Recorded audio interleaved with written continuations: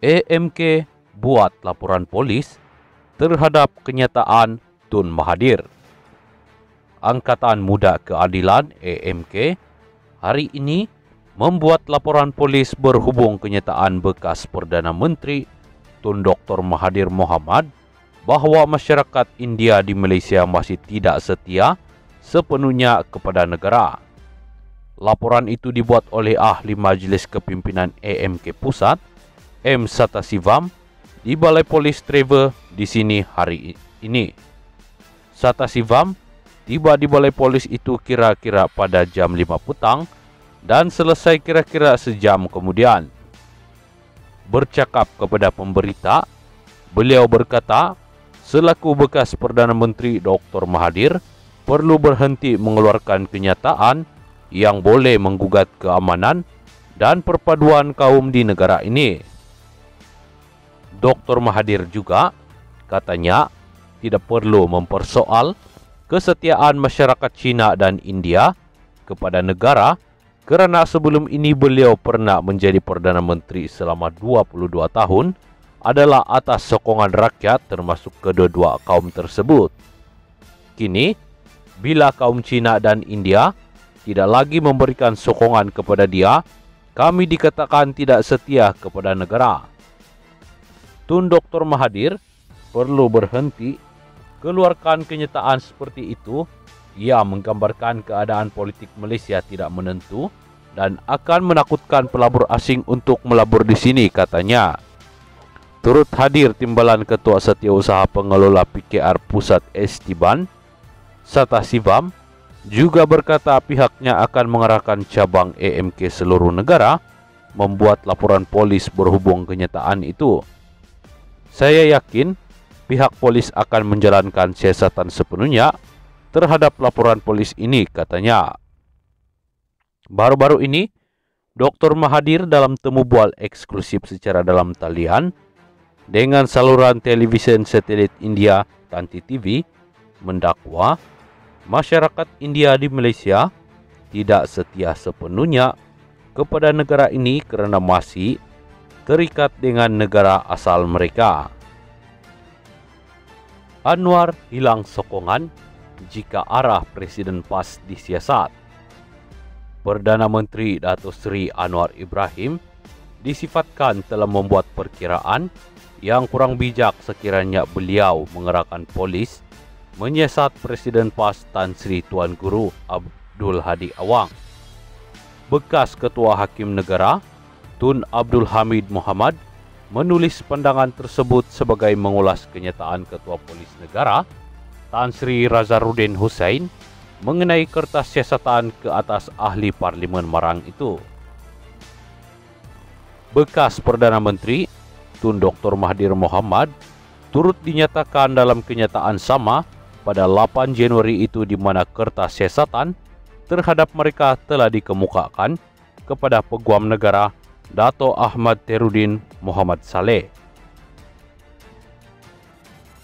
Saya tidak fikir seorang yang secerdik Datuk Seri Anwar dan berpengalaman seperti beliau akan mengarah polis untuk menyiasat kenyataan seperti itu untuk menuduh Presiden PAS itu untuk pihak polis membantu menguatkan kedudukan politik Anwar pada masa ini, ujarnya. Menurut beliau, daripada kenyataan Razaruddin, kesalahan Tuan Guru Abdul Hadi bukanlah rasuah atau penyalahgunaan kuasa yang menyebabkan kerugian kepada negara.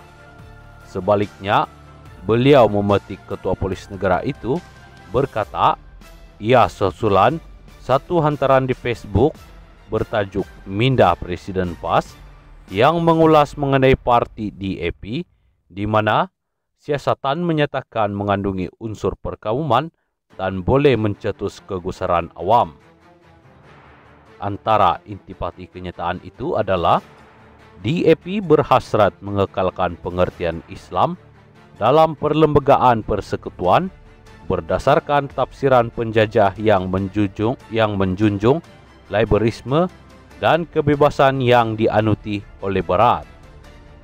Selain itu, antara intipati lain yang diterbitkan Menerusi laporan itu adalah dakwaan Hadi bahawa DAP berjaya melantik jurucakap daripada orang Melayu yang lupa akan kemelayuan mereka dan terpinggir dari segi ketaatan kepada Islam, kata Nazarudin dipetik Tun Hamid.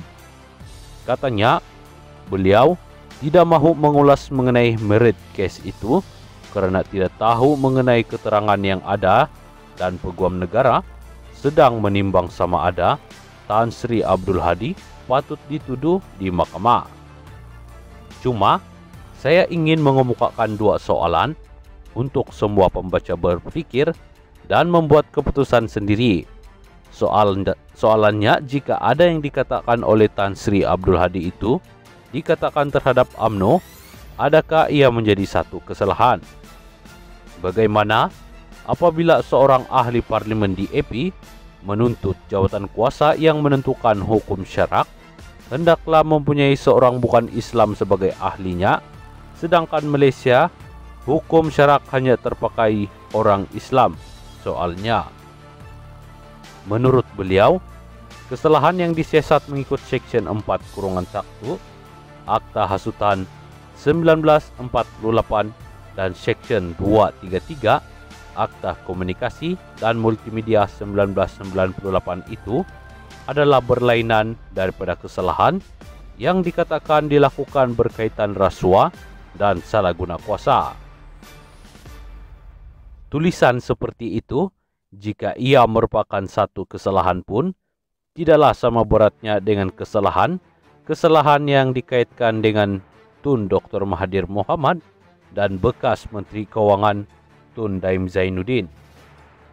Menghukum Tan Sri Haji Abdul Hadi Awang atas kesalahan ini tidak akan menarik sokongan kepada Datuk Seri Anwar Ibrahim. Orang Melayu akan menuduh Anwar yang bertanggungjawab menggerakkan penyiasatan kes tersebut untuk mendiamkan Presiden PAS Tan Sri Haji Abdul Hadi Awang, iaitu mengenepikan beliau daripada arena politik dan melemahkan PAS. Ini terutama sekali apabila ia berlaku pada masa yang sama dengan langkah Dubai. Datuk Seri Anwar Ibrahim lebih baik menjauhkan diri daripadanya, melainkan beliau memang terlibat nasihatnya.